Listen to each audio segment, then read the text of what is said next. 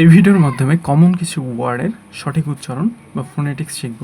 So প্রথমেই আছে আমাদের এইট, এইট, এরপর এটার উচ্চারণ হবে গেইট, গেইট। ওকে, সো এটাকে আমরা সাধারণত কি বলি? গেট। এটা হচ্ছে আমাদের ভুল উচ্চারণ, সঠিক উচ্চারণ হবে গেইট।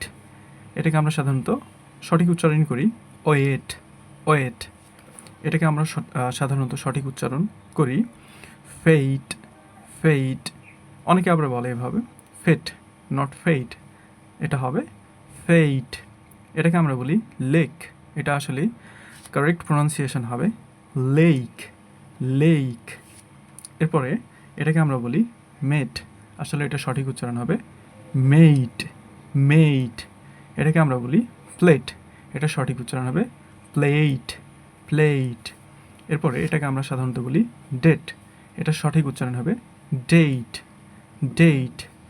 তারপরে এটাকে আমরা বলি স্টেট, এটা সঠিক উচ্চারণ হবে স্টেট, স্টেট, স্টেট।